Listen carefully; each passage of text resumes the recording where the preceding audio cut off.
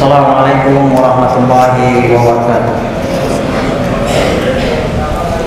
Innal hamdalillah nahmaduhu wa nasta'inuhu wa nastaghfiruh wa na'udzu billahi min shururi anfusina wa min sayyiati a'malina. Man yahdihillahu fala mudilla lahu wa man yudlil fala hadiya lahu. Asyhadu an la ilaha illallah wahdahu la syarika lahu wa asyhadu anna Muhammadan 'abduhu wa rasuluh. Amma ba'd. Jemaah salat zuhur yang dirahmati Allah Azza wa Jalla.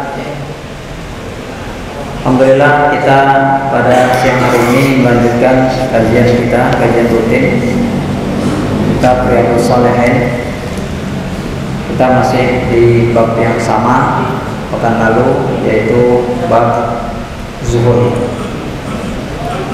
Qala al-mu'allif rahimahullahu ta'ala nafa'ana Allahu bi'ulumihi amin. Wa an Abil Abbas Sahl bin Sa'd as-Sa'idi radhiyallahu anhu qala jaa'a rajulun ila an-nabi sallallahu alaihi wasallam faqala ya Rasulullah dullani ala amalin idza amiltuhu ahabbani Allah wa ahabbani an-nas wa ahabbani an-nas. Faqal izhad fid dunya yuhibbukallah wazhad fima indan nas yuhibbukan nas.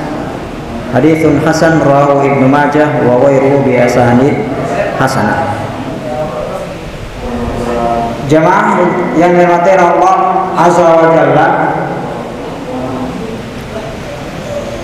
kita masih masuk dalam hadis tentang pembahasan zuhud.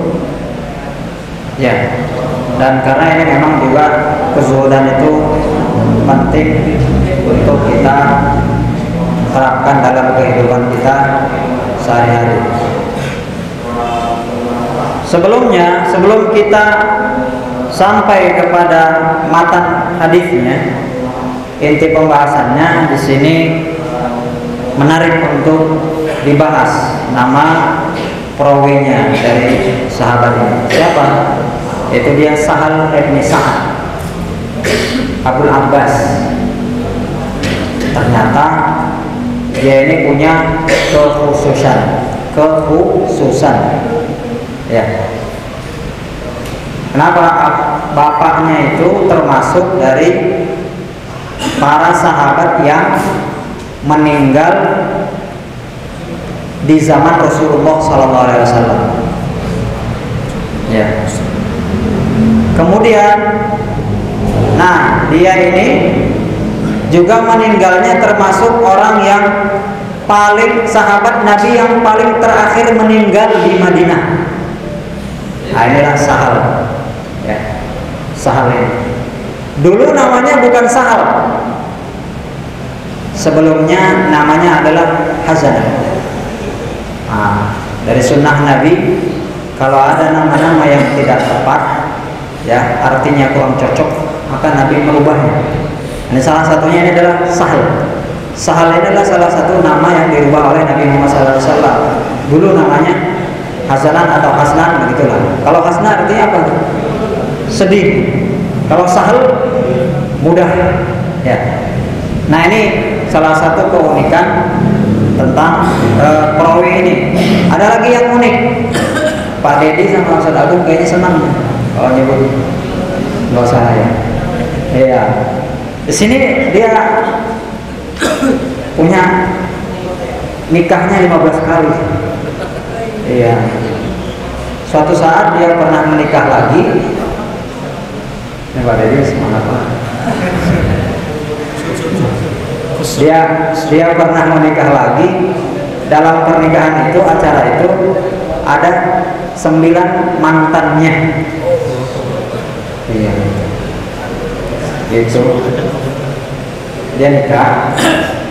Dalam pernikahan itu ada 9 mantannya. Terus mantannya itu nanya ke dia, Aina ya Abul Abbas. Dia nanya. Ini intermezzo aja gitu ya. Ya. Ini tentang sahabat kita. Ya, bagi yang mampu untuk melaksanakannya silahkan, tapi kalau yang nggak sanggup, hati-hati azab neraka. Ya. Selanjutnya kita masuk ke dalam hadis Nabi Muhammad SAW. Dia mengatakan, Sahal mengatakan, suatu ketika ada seorang lelaki yang datang kepada Nabi SAW. Dia berkata, dia bertanya kepada Rasulullah SAW, wahai Rasulullah, tunjukkan kepadaku suatu perbuatan yang kalau aku lakukan perbuatan itu, aku dicintai Allah dan dicintai manusia. Wah, ini pertanyaannya bagus ya. Pertanyaan bagus. Nah, pelajaran buat kita betapa besarnya semangat para sahabat untuk apa? Belajar kepada Rasul. Kemudian untuk mendapatkan bagaimana mendapatkan kecintaan kepada Allah, kecintaan Allah, supaya mereka dicintai oleh Allah Azza wa Jalla.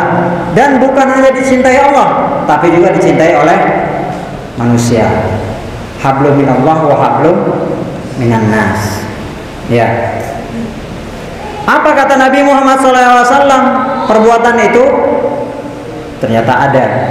Perbuatannya adalah zuhudlah engkau di dunia, ya, maka Allah akan mencintaimu. Zuhudlah engkau terhadap apa yang dimiliki oleh orang-orang, maka orang-orang akan mencintaimu. Nah, ini anak rasa kita sudah sering kan dengar hadis ini, sudah sering mendengar hadis ini, maka kita di sini hanya mengulang saja dan mengingatkan. Ya, karena kita manusia sering lupa dan setan terus menggoda kita. Intinya adalah kan zuhud sudah tentunya sudah berapa pekan dibahas ya, segelar ya. Nah, tentunya tidak perlu lagi kita bahas artinya kan. Sudah tahu semua.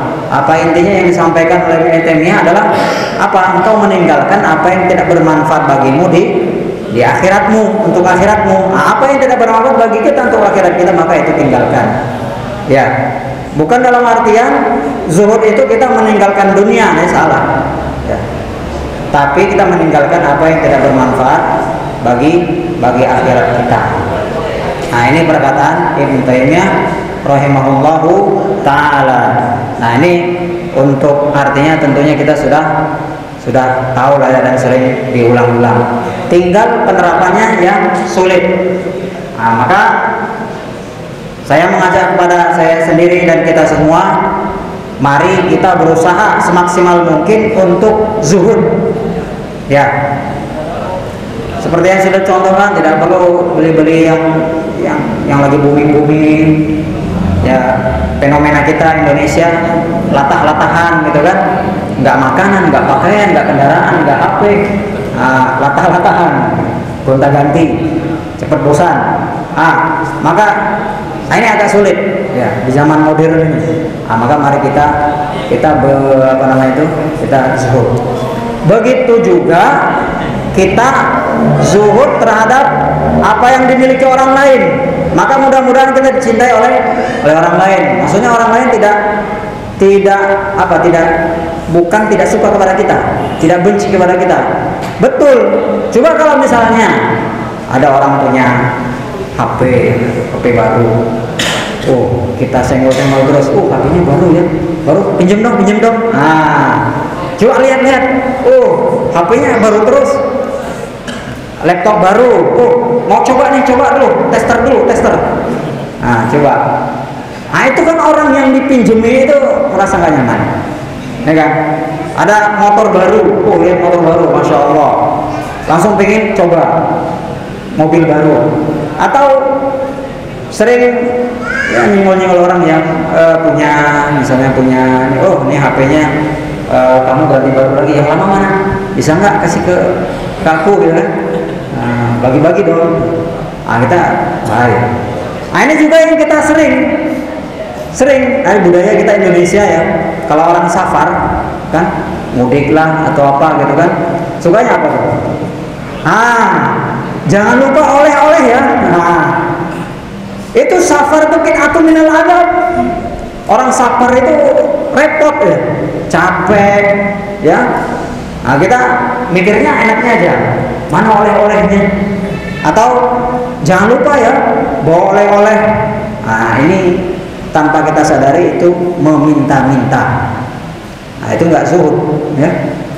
Nah, maka kalau kan beda kalau misalnya kita berteman sama seseorang, ada yang suka nyolek-nyolek kita, nyenggol-nyenggol kita, nyindir-nyindir kita kan, misalnya supaya dia kebagian atau apa, dengan orang yang cuek gitu, nggak pernah minta ke kita, nggak pernah, pasti kita lebih senang dengan yang cuek. Kita mau punya apa, mau apa, dia nggak peduli, ya, dia nggak peduli. Dia cukup dengan apa yang dia miliki. Nah, di sini kita sekali lagi mengingatkan karena ini sering banyak dicontohkan orang dan banyak terjadi bagi yang sudah menikah, ya, ajarkan istrinya untuk zuhud. Jangan sampai istrinya yang membuat dia tergoda. Ya, lihat tetangga punya ini, misalnya Kang, ini dong, ini tetangga kita punya, kita kapan punya? Maka peran kita qawwam, ya, sebagai seorang kepala rumah tangga, kita membimbing istri kita untuk menjadi zuhud. Jangan kita yang malah terikut-ikut. Gimana dirahmati oleh Allah Azza wa Jalla, ini yang berkaitan dengan zuhud. Intinya kita supaya dicintai Allah dan dicintai oleh manusia. Dan ingat, di sini walaupun sahabat berlomba-lomba untuk mendapatkan cinta manusia, kita juga harus sesuai. Jangan sampai kita ingin meraih cinta manusia tapi dengan cara yang salah. Kan ada orang supaya apa? Supaya tidak dibenci oleh orang-orang. Betul? Ya, akhirnya apa? Dia mungkin melakukan hal-hal yang disukai oleh orang lain. Ya, disukai oleh orang lain. Misalnya misalnya supaya dia dianggap supel, ya, nggak kuper, baik di offline atau online, dia suka membuat orang tertawa, ya, terus tertawanya karena bohong, ya, bikin kebohongan supaya orang tertawa. Atau kalau ada orang lain yang nanya kepada dia jawab dengan bohong, walaupun itu canda. Supaya apa? Supaya temannya suka sama dia, ya, supaya dia tidak dibenci oleh orang lain, ya. Ini cara yang salah. Ingin mendapatkan ridho manusia tapi melanggar aturan Allah, tapi dia melakukan kemarahan Allah, mendatangkan kemarahan Allah. Ya, begitu juga misalnya kita jangan sampai mengikuti apa-apa yang menyebabkan maksiat, ya, karena kita ingin disuka oleh ini, ketika diperintahkan oleh fulan kita ikut-ikut aja, gitu kan? Ya, kita ikut aja, padahal kita tahu itu maksiat, misalnya mencuri lah, atau berbohong lah, atau yang lainnya. Kita mengikuti perintah itu, padahal kita tahu itu adalah sebuah kemaksiatan. Selanjutnya juga kita ingatkan bahwasanya cinta Allah adalah cinta yang pertama. Jangan sampai cinta kita kepada manusia menjadi penyebab kita bermaksiat kepada Allah SWT. Hati-hati cinta kita kepada orang tua, jangan sampai dengan cinta kepada orang tua kita melanggar aturan Allah. Hati-hati yang menjadi suami, ya, menjadi orang tua, jangan sampai cinta kita kepada istri dan anak membuat kita melanggar aturan Allah Azza wa Jalla. Ini yang bisa saya sampaikan. Wassalamualaikum warahmatullahi wabarakatuh. Subhanakallahumma bihamdika asyhadu an la ilaha illa anta astaghfiruka wa atubu ilaik. Assalamualaikum warahmatullahi wabarakatuh.